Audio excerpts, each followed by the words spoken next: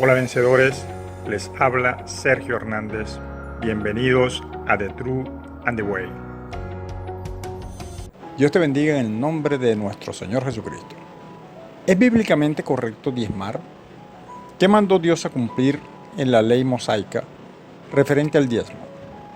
¿A quiénes estaba dirigido el mandamiento? ¿Quiénes debían cumplirlo y cómo? ¿Hubo quienes no debían cumplirlo? También veremos bajo qué administración o tiempo bíblico fue instruido como mandato o como mandamiento. ¿Qué hay de lo que se habla de que es mandato de Dios desde Abraham? ¿Y realmente se trata de que se tenga que entregar dinero? No te olvides de compartir este video con tus familiares y amigos. Recuerda que la mezquindad con la palabra de Dios solo beneficia a tu adversario, el diablo. Y si aún no te has suscrito al canal, es buen momento para hacerlo. Muchas corrientes religiosas de orientación cristiana fomentan, estimulan, enseñan, instruyen, obligan, chantajean y atemorizan con el practicar el diezmo a sus seguidores. Algunos, porque han hallado una manera segura de favorecer e incrementar sus ingresos económicos, prometiendo o aduciendo que la persona que diezma contará con un favor adicional y especial de parte de Dios, y por tanto sus bienes serán incrementados y multiplicados, y las ventanas de los cielos serán abiertas para él, y no carecerá de nada en lo absoluto. Pero que por el contrario, si la persona no diezma, está robando a Dios y por ende recibirá todo tipo de maldiciones y maldades de parte de Dios, al dejar que le destruya el devorador, basados en el texto de Malaquías 3, del verso 8 al 11.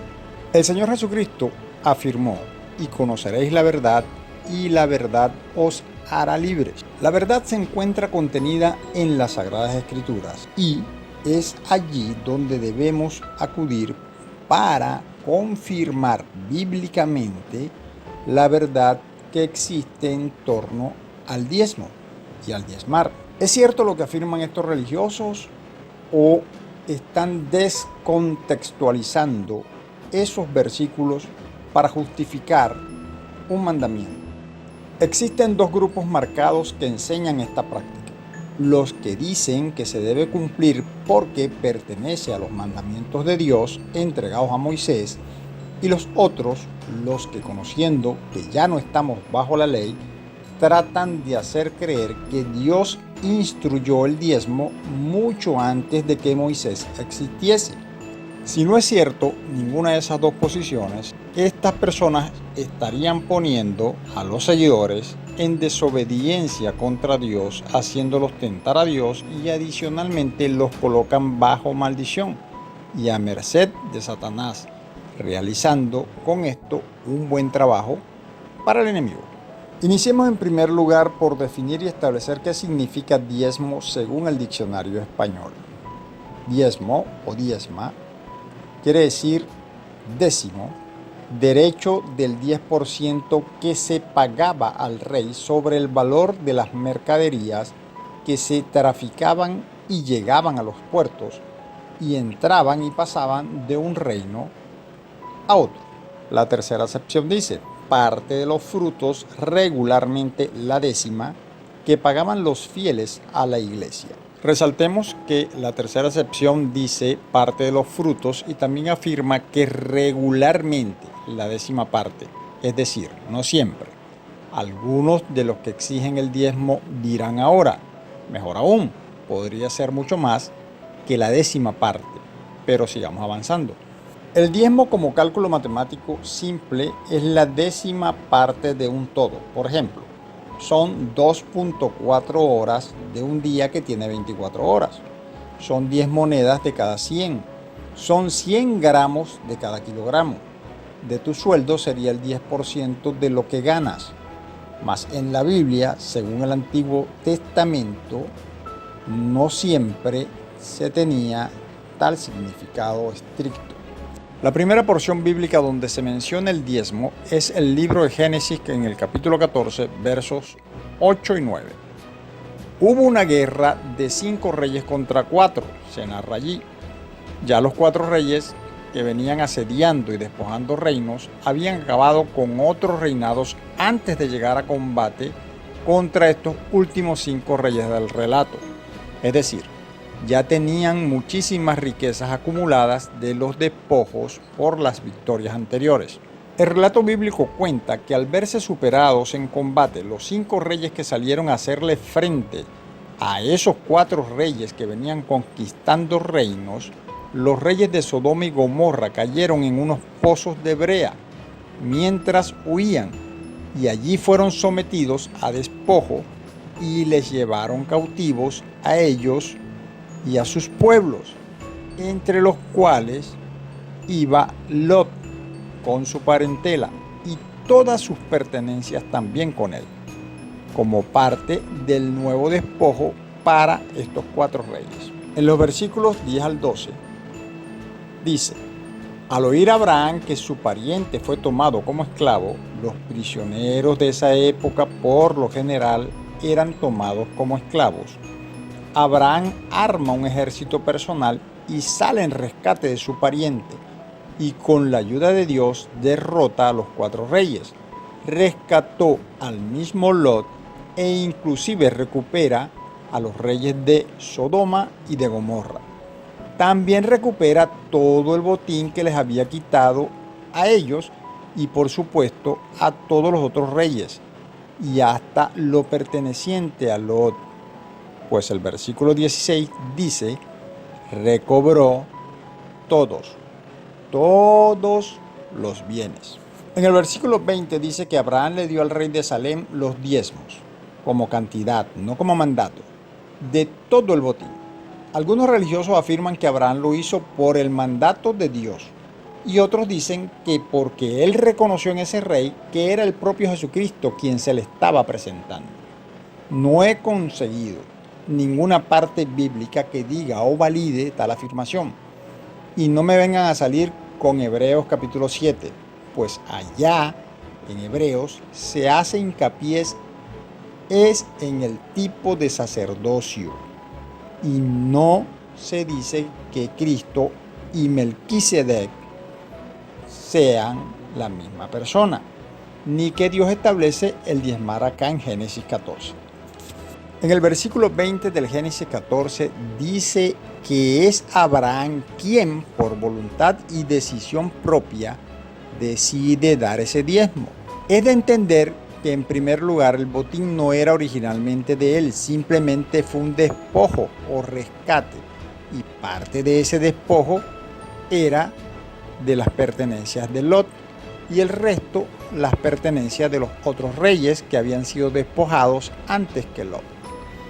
Y otra parte era propiedad del rey de Sodoma, y Abraham no quiso tomarla para que no se dijese que éste lo había hecho rico, y conste que Abraham ya era muy rico antes de ese momento, y éste no había dado diezmo de nada antes de ese evento, por lo que él no era rico porque él diezmaba. Ese diezmo fue un acto voluntario y único, y nunca más se volvió a mencionar un acto similar de parte de Abraham.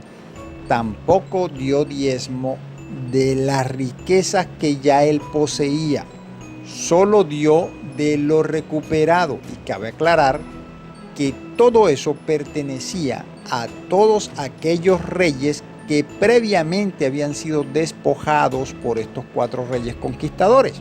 Tampoco dejó instituido ni Dios ni Abraham el que se diese el 10% del botín cada vez que se fuese y volviese de la guerra con botín, porque si así hubiese sido, no hubiese hecho Moisés como se narra en Números capítulo 31, versículos del 25 en adelante, que sí fue un mandato directo de Dios y no por la ley que ya estaba establecida. Allí se dice que todo el botín se repartió 50% para los guerreros y 50% para el pueblo que no peleó, y luego de la mitad perteneciente a los guerreros, de cada 500 se tomara 1 es decir, 0,2% para el sacerdote como tributo a Jehová. Por otro lado, de la porción del pueblo tomarían 1 de cada 50, es decir, 2% de la porción del pueblo que no fue a guerra para dárselo a los levitas. Por lo que Abraham ni Dios dejaron establecido que cada vez que fuese a combate se dispusiera del 10% del rescate o del botín para hacerlo como un diezmo. No. Si el 10% o diezmo es establecido antes de la ley de Moisés, como lo afirman hoy, ya que Abraham lo pagó antes de la ley, ¿por qué esta historia contradice totalmente en porcentaje y cantidad lo que dicen los religiosos? Si es que el 10% fue basado en esa práctica de Abraham. Es la misma palabra de Dios. ¿Por qué los que enseñan diezmar siempre evitan hacer referencia a este pasaje de la Biblia? Queda claro que el relato de Abraham no era un mandato de Dios, sino un acto voluntario, pues no está escrito que Dios le dijo que lo hiciera, como se lo dijo a Moisés, y el mandato de Dios a Moisés sobre el despojo no estableció 10% para el caso de botines de guerra, tal como hizo Abraham por cuenta propia. Los porcentajes acá, en este segundo relato, no excedieron el 2%, y eso lo pagó fue el pueblo que no luchó. El caso que sigue en el análisis de la existencia del diezmo como mandato previo a la ley es el de Jacob, caso que también es utilizado para exigir el diezmar. Jacob promete diezmar a Dios si y solo si Dios le da prosperidad, y es un voto o pacto unilateral, pues no se ve que Dios le dé ordenanza de que lo haga, pero Jacob promete que si Dios lo prospera, Él le dará el diezmo de todo. Este es el diezmo que más se enseña a practicar, el de yo le pago a Dios para que Él me cumpla, casi como un chantaje monetario. Y ese no es el diezmo genuino que Dios deseaba de sus siervos en la ley. Veamos el relato en Génesis capítulo 28, versículos 20 al 22. Hizo Jacob voto diciendo: si fuere Dios conmigo y me guardare en este viaje en que voy, y me diere pan para comer y vestido para vestir, y si yo volviere en paz a casa de mi padre, Jehová será mi Dios, y esta piedra he puesto por señal, será casa de Dios, y de todo lo que me dieres, el diezmo apartaré para ti. Ciertamente Dios acepta el ofrecimiento de Jacob, pero no fue Dios quien le dijo a Jacob una instrucción o le dio un mandato y le dijo: tú me tienes que ofrecer esto o tú tienes que hacer esto. No. Es por eso que este versículo tampoco se puede establecer o decir que aquí es el sitio donde Dios estableció o instruyó el diezmo fuera de la ley. No, señor. Aquí no dice nada de eso. Fue un ofrecimiento voluntario de Jacob condicionado a ciertas cosas que él pidió que Dios hiciese. Luego de estos dos relatos pre-Moisés, no existe ninguna otra parte antes de la ley donde se pueda tratar de inferir erróneamente que Dios estableció el diezmo como mandato antes de que existiese Moisés. Cabe destacar que el pacto de Dios con Abraham se establece en el capítulo 15 del Génesis, es decir, ya había ocurrido el evento del encuentro de Abraham con Melquisedec. Ahora bien, una vez descartada la existencia del diezmo como mandato de Dios antes de la existencia de la ley, nos toca analizar lo que Dios ordenó como mandamiento en la ley tocante al diezmo, a quiénes está dirigido, a qué se aplicaba, cómo se había de pagar el mismo y quiénes estaban autorizados por Dios para recibirlo y disfrutarlo, e igualmente de qué trataba el diezmo instruido por Dios. ¿Se trataba de dinero? ¿Hubo quienes no debían cumplirlo? Primero vayamos a Levítico capítulo 26, versículo 46. dice: estos son los estatutos, ordenanzas y leyes que estableció Jehová entre sí y los hijos de Israel en el monte Sinaí, por manos de Moisés. La ley donde se instruye el diezmo fue dada a Moisés solo para que la cumpliese el pueblo hebreo. Hay quienes afirman que ahora nosotros somos pueblo de Israel por gracia, pero no es así. Ahora somos la iglesia de Dios, pueblo escogido, nación santa. Ya no somos ni judíos, ni gentiles, ni escitas, ni griegos, ni siervos. Somos hijos de Dios según la gracia, como está escrito en Gálatas capítulo 3, versículo 25 al 28.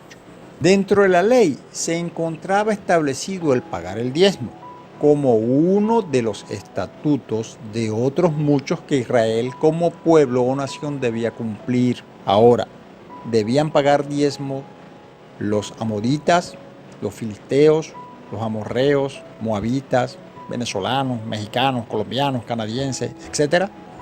Pues no, solo el pueblo de Israel, pues era un pacto entre dos, un pacto entre el pueblo de Israel y Dios. Y ya vimos que antes de la ley no existía esa obligación, ni para los de fuera de la ley, ni para Israel. Pero adicionalmente el pueblo de Israel no solo debía cumplir con el diezmar, sino que también estaba obligado a cumplir toda la ley. Pues está escrito: maldito todo aquel del pueblo de Israel que no cumpliese por mandato de Dios para ese pueblo todo lo establecido en el libro de la ley para cumplir. Y por supuesto, todas las naciones no israelitas estaban más que malditas, pues estaban sin Dios, sin esperanza y sin vida. Deuteronomio capítulo 27, versículo 26.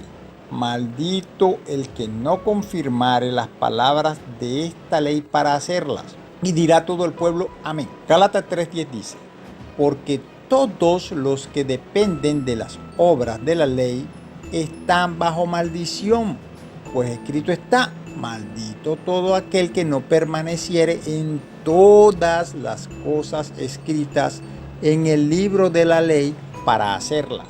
Y Santiago 2:10 dice: porque cualquiera que guardare toda la ley, pero ofendiere en un punto, se hace culpable de todos. Los que pagan fielmente el diezmo por mandamiento, pero no cumplen las otras cosas escritas en el libro de la ley para hacerlas, se hacen culpables de toda la ley y se hacen malditos. Y ese diezmo no vale de nada para Dios. Por otro lado, veamos qué debía ser diezmado y cómo. Vayamos a Levíticos capítulo 27, versos 30 al 34. Y el diezmo de la tierra, así de la simiente de la tierra como del fruto de los árboles, de Jehová es, y es cosa dedicada a Jehová. Y si alguno quisiera rescatar algo del diezmo, añadirá la quinta parte de su precio por ello. Y todo diezmo de vaca o de ovejas, de todo lo que pasa bajo la vara, el diezmo será consagrado a Jehová. No mirará si es bueno o malo, ni lo cambiará. Y si lo cambiare, tanto él como el que se dio en cambio será cosas sagradas y no podrán ser rescatados. Estos son los mandamientos que ordenó Jehová a Moisés para los hijos de Israel en el monte Sinaí. Aquí se repite a quién va dirigido el diezmo y qué se debe diezmar. No habla de pescado, ni de carpintería u otro oficio. Solo habla de agricultura y ganadería, de todo el fruto de la tierra. Veamos, entre otros, quiénes estaban autorizados a recibir los diezmos. Números capítulo 18, versículo 21. Y he aquí yo he dado a los hijos de Leví todos los diezmos en Israel por heredad, por su ministerio, por cuanto ellos sirven en el ministerio del tabernáculo de reunión. El 24. Porque a los levitas he dado por heredad los diezmos de los hijos de Israel, que ofrecerán a Jehová en ofrenda, por lo cual les he dicho: entre los hijos de Israel no poseerán heredad. El 26. Así hablarás a los levitas y les dirás: cuando toméis de los hijos de Israel los diezmos que os he dado de ellos por vuestra heredad, vosotros presentaréis de ellos en ofrenda mecida a Jehová el diezmo de los diezmos. El 28 dice: así ofreceréis también vosotros ofrenda a Jehová de todos vuestros diezmos que recibáis de los hijos de Israel, y daréis de ellos la ofrenda de Jehová al sacerdote Aarón. Acá se declara que los levitas iban a recibir diezmos y Aarón, por una misión que ellos estaban cumpliendo de parte de Dios y porque Dios ordenó que ellos no iban a tener heredad, sino que su heredad iba a ser los diezmos. Son solo los levitas los autorizados por Dios para recibir el diezmo del pueblo de Israel. Estoy muy seguro que hoy los que exigen diezmo no son ni en sueños descendientes de Leví ni de Aarón. Pero sigamos avanzando. ¿Cómo debía pagar el diezmo el pueblo de Israel y de qué se trataba? Veamos un texto bíblico del cual hacen como que no existe, pues nunca lo menciona. Vayamos a Deuteronomio capítulo 14, versículo 22 al 29. Dice: indefectiblemente diezmarás. Aclaro, solo el pueblo de Israel. Todo el producto del grano que rinde tu campo cada año. Y comerás, oigan bien, comerás delante de Jehová tu Dios en el lugar que Él escogiere para poner allí su nombre, el diezmo de tu grano, de tu vino y de tu aceite, y las primicias de tus manadas y de tu ganado, para que aprendas a temer a Jehová tu Dios todos los días. Y si el camino fuere tan largo que no puedas llevarlo, por estar lejos de ti el lugar que Jehová tu Dios hubiera escogido para poner en él su nombre, cuando Jehová tu Dios te bendijere, entonces lo venderás y guardarás el dinero en tu mano, no en la mano de nadie más, en tu mano, y vendrás al lugar que Jehová tu Dios escogiere y darás el dinero por todo lo que deseas, por vacas, por ovejas, por vino, por sidra o por cualquier cosa que deseares. Y comerás allí delante de Jehová tu Dios, y te alegrarás tú y tu familia. Y no desampararás al levita que habitare en tus poblaciones, porque no tiene parte ni heredad contigo. Al fin de cada 3 años sacarás todo el diezmo de tus productos de aquel año, y lo guardarás en tus ciudades. Y vendrá el levita que no tiene parte ni heredad contigo, y el extranjero, el huérfano y la viuda que hubiere en tus poblaciones, y comerán y serán saciados, para que Jehová tu Dios te bendiga en toda obra que tus manos hicieren. Nótese que el diezmo no se trataba de lo que están enseñando hoy día, de entregarle dinero a un pastor, a una iglesia, a una congregación X.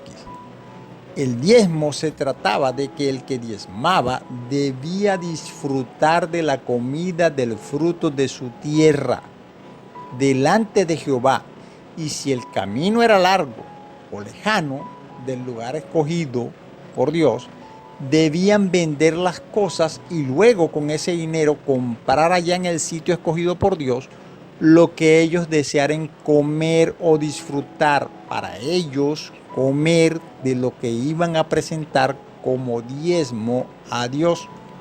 Observen que incluso podían beber vino o sidra. Sí, como lo oyeron.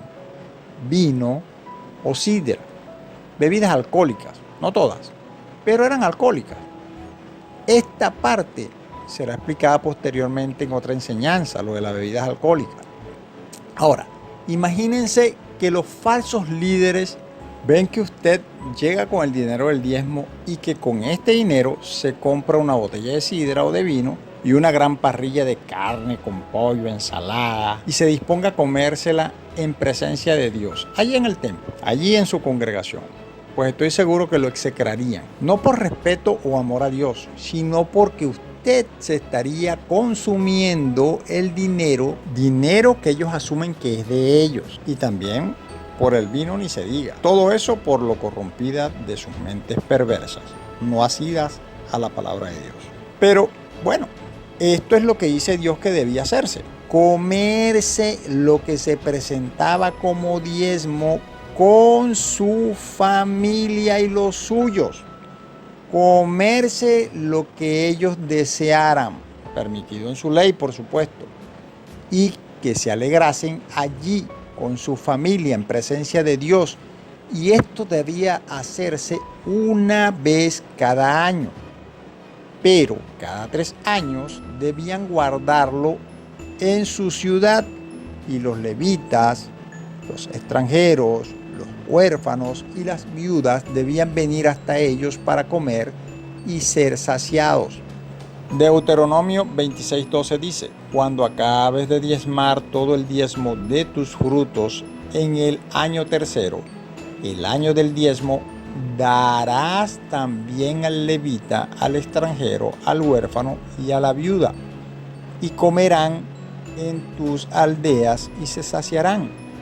Inclusive los levitas debían dar diezmo del diezmo que recibían. Veamos Nehemías capítulo 10, verso 38. Y que estaría el sacerdote hijo de Aarón con los levitas cuando los levitas recibiesen el diezmo, y que los levitas llevarían el diezmo del diezmo a la casa de nuestro Dios, a las cámaras de la casa del tesoro. Ahora bien, si el diezmo nunca se trató de dinero, ni de llevar dinero para el templo, y que más bien era un acto como el Día de Acción de Gracia que se celebra en Estados Unidos, es decir, se elabora una buena comida y se disfruta de ella en el lugar escogido por Dios. ¿Por qué líderes y que de Dios exigen, atemorizan y enseñan que los seguidores de Cristo deben dar dinero en forma de diezmo y que debe ser el 10% de lo que ganan en cualquier actividad económica, bien sea del monto neto o del monto bruto? Ahí hay diferencias también. La verdad, de hecho, es que nunca existió una ley que demandara el 10% en metálico de todos los ingresos para todas las personas, ni antes de Abraham, ni antes de Moisés, ni antes de Jesús, ni después de todos ellos. No ha existido nunca, excepto para pastores, profetas, ministros, evangelistas o predicadores mentirosos o ignorantes, que en su mayoría lo exigen para sí mismos en el nombre de Dios, lo que Dios nunca ha pedido ni dado por mandamiento a todos, y mucho menos al cuerpo de Cristo. Pero, ¿por qué muchos feligreses prefieren seguirlos, obedecerles y creerles aún por encima de la palabra de Dios? La respuesta es simple: por ignorancia, por necesidad, por codicia o por avaricia. Y a estos últimos les gustan las indicaciones dadas por Dios en unos versos que memorizan muy bien porque son muy prometedores, aunque no está dirigido a ellos. Y esos son estos 2 versos: Malaquías capítulo 3, versículo 10 y 11. Traed todos los diezmos al alfolí, y hay alimento en mi casa, y probadme ahora en esto, dice Jehová de los ejércitos, si no os abriré las ventanas de los cielos y derramaré sobre vosotros bendición hasta que sobreabunde. reprenderé también por vosotros al devorador, y no os destruirá el fruto de la tierra, ni vuestra vid en el campo será estéril, dice Jehová de los ejércitos. ¿Por qué afirmo que no está dirigido a ellos? Bueno, veamos lo que dice Malaquías, ese mismo libro, capítulo 1, versículo 1. Comienza diciendo a quiénes está dirigido el texto. Veamos. Profecía de la palabra de Jehová contra Israel, por medio de Malaquías. Aquí dice claramente que se trata de un mensaje de Dios contra Israel, por medio del profeta Malaquías. Claro, ¿por qué contra Israel y no contra los samaritanos?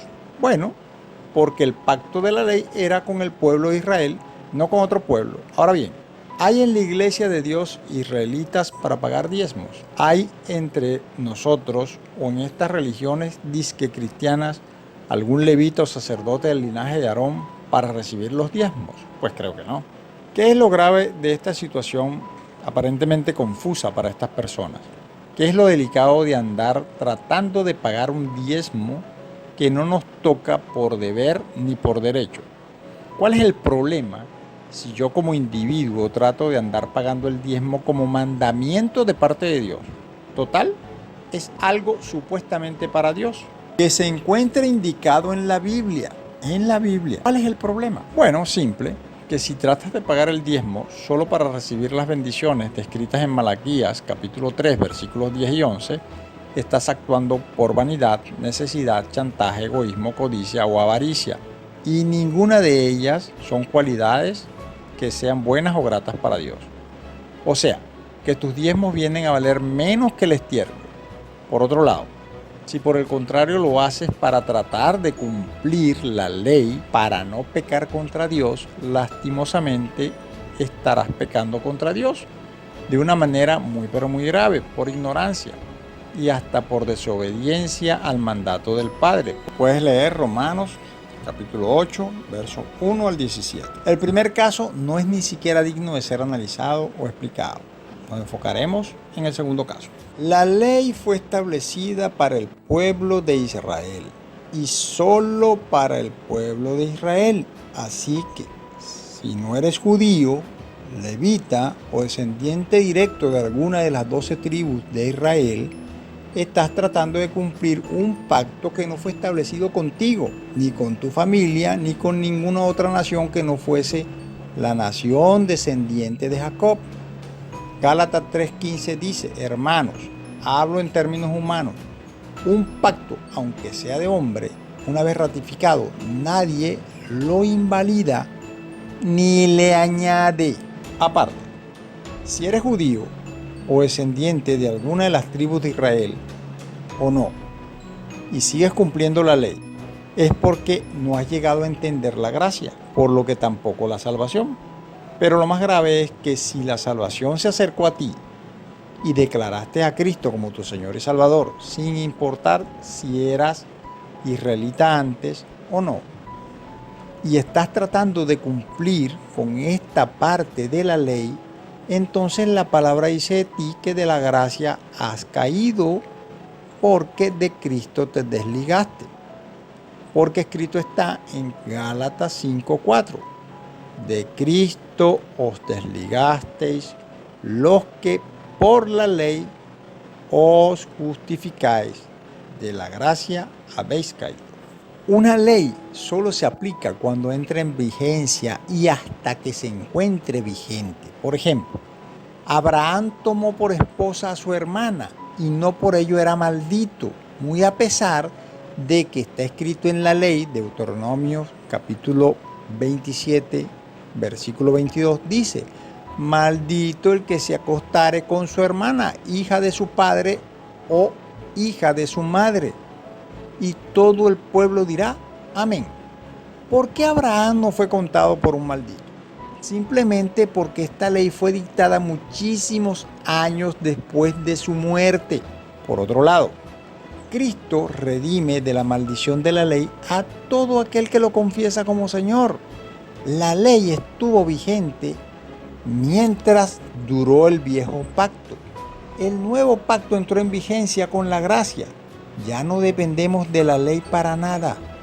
Señores, no se dejen esclavizar ni dejen que otros sean esclavizados, porque la mayoría son esclavos y no se dan cuenta de que son esclavos de un sistema que pone cargas sobre los hijos de Dios que Él nunca puso sobre sus espaldas. Ellos sacan ganancia deshonesta de esta situación y de esta ignorancia. Estos líderes ponen bajo maldición a sus congregaciones, que en su mayoría son muy numerosas. Gálatas 3:10 dice: porque todos los que dependen de las obras de la ley están bajo maldición, pues está escrito: maldito todo aquel que no permaneciera en todas las cosas escritas en el libro de la ley para hacerlas. Y hasta los hacen sentir ladrones y los acusan de robar a Dios cuando no pagan los diezmos, usando mal las profecías de Malaquías. Gálatas 4, del 5 al 9, dice que Cristo vino para que redimiese a los que estaban bajo la ley, a fin de que recibiésemos la adopción de hijos. Y por cuanto sois hijos, Dios envió a vuestros corazones el Espíritu de su Hijo, el cual clama: Abba, Padre. Así que ya no eres esclavo, sino hijo. Y si hijo, también heredero de Dios por medio de Cristo. Cristo libró a los israelitas del pacto de la maldición de la ley, y a nosotros también nos libró, porque nosotros estábamos muertos en delitos y pecados. Y si de todo eso nos libró el Señor, ¿por qué hemos de volver voluntariamente a ser esclavos? Ojo, esto no tiene nada que ver con que yo esté eliminando las ofrendas. Las ofrendas, las limosnas, las dádivas, alabanzas, eso son otra cosa. Y eso se explicará más adelante, pero son otra cosa. Por último, solo puedo decirles: los que quieren vivir bajo la maldición de la ley cumpliendo una tradición o un mandato que no les toca ni les conviene, allá ellos. Yo seguiré enseñando la verdad y viviendo en la libertad con que Cristo nos llamó a ser libres, pues está escrito: y conoceréis la verdad y la verdad os hará libres. Y los que quieren cumplir porcioncitas de la ley, a ellos les digo: de Cristo estáis desligados y de la gracia han caído y se encuentran bajo maldición. No sean como Esaú, que perdió la bendición por un plato de lentejas, y luego de haberla perdido nunca más pudo recuperarla, aunque la procuró con lágrimas. La salvación es por gracia y es lo único que te lleva hacia la vida eterna, al lado de Dios y de Cristo. Dios te bendiga.